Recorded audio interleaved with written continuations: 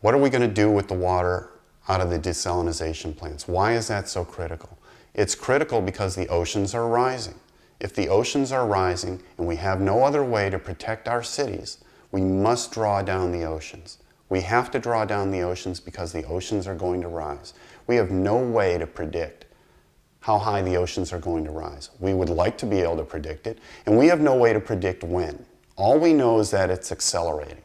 Is it accelerating because of Mother Earth in her 10,000-year cycle, or is it accelerating because we industrialized and we've now kicked it off into some kind of accelerated warming rate? All of that is moot. It doesn't matter at this point. What matters is what we do now.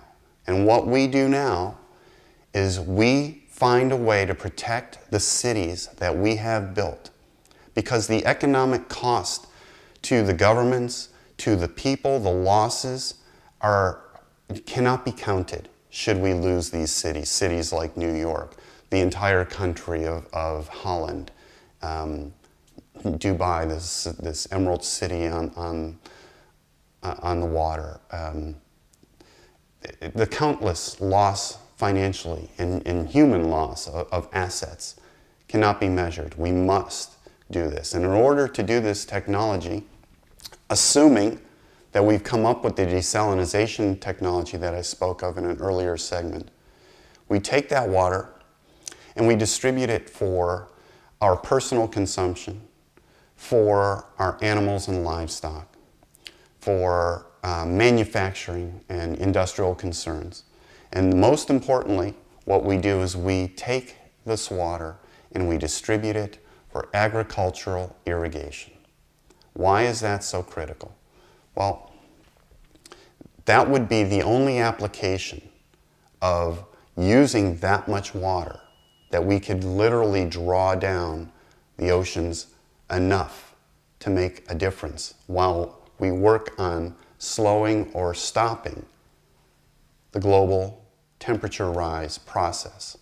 So what I'm suggesting is that we have to build a global system of aqueducts on each and every continent, maybe using an existing infrastructure and supplementing it. That we use this water without abandon. We have to use this water for every possible thing. We water our gardens, we use the water to refill underground aquifers. We use this water to refill lakes that have been depleted by us sucking them dry for use of our freshwater sources. We refill streams, we refill rivers, which then in turn allows the atmosphere to heal itself because there's an evaporation process that can take place when we replenish these water sources. And we can draw down the oceans enough as they rise, and hopefully we can make a dent, or maybe we can keep them equalized, so that we can then keep our cities intact, prevent this catastrophic event from happening.